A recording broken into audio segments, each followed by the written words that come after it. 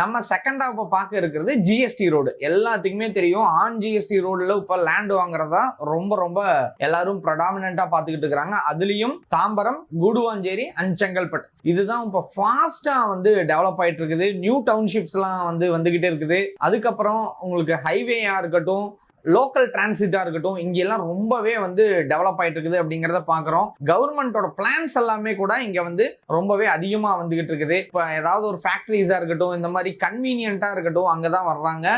Schools and colleges, hospitals இதெல்லாமே வந்து outer Chennai அப்படின்னு சொல்லி டார்கெட் பண்ணி தான் வராங்க. ஒரு காலத்துல வந்து தாம்பரம் அப்படின்னா ரொம்ப டிஸ்டன்ஸ் சோஃபார் அப்படிங்கறத எல்லாருமே நம்ம பார்த்திருப்போம். இன்னைக்கு தாம்பரம் அப்படிங்கிறது one of the city, greater city அப்படின்னே வந்து சென்னைக்குள்ள வந்துருச்சு. ஸோ அதே மாதிரி தான் இன்னைக்கு டெவலப்மெண்ட் ஆன் ஜிஎஸ்டி ரோடு அப்படிங்கிறது ப்ராபப்ளி அதிகம். ஸோ அதனால இந்த இதை வந்து யாரும் மறந்துடாம இன்வெஸ்ட்மெண்ட் அப்படின்னு வரும்போது இப்ப மேல்மருவத்தூர் சைடா இருக்கட்டும், இல்ல அதுக்கு முன்னாடி எல்லாமே பாத்தீங்கன்னா ரொம்ப ரேபிடான growth இருக்கிறத நம்ம பாக்குறோம். இந்த வழியில பாத்தீங்கன்னா சென்னையில இருந்து 99 அப்படின்ற எல்லாத்துக்குமே தெரிஞ்சிருக்கும்.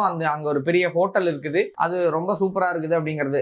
ஒரு ஸ்டாப்பிங்கா இருக்கட்டும்னு 99 கொண்டு வந்து அந்த 99 கிலோமீட்டர்ஸ்ல கரெக்டா கொண்டு வந்து அந்த இடம் இன்னைக்கு என்ன ஆயிடுச்சுன்னா அதுவே இந்த சிட்டிக்குள்ள வர அளவுக்கு மாறிடுச்சு. ஒரு பெரிய பிக்கர் சிட்டியா சென்னை டெவலப்மெண்ட் ஆயிட்டு இருக்குது. இனி அங்கதான் ஸ்கூல்ஸ், காலேஜஸ் எல்லாமே வரப்போகுது நியர்பைல. சோ யாராவது இன்வெஸ்ட்மெண்ட் பண்ணணும் அப்படின்னா அந்த இடம் நீங்க பாத்துக்கிட்டு இருந்தீங்கனாலும் சூப்பரான இடம், தாராளமா நீங்க சூஸ் பண்ணலாம்.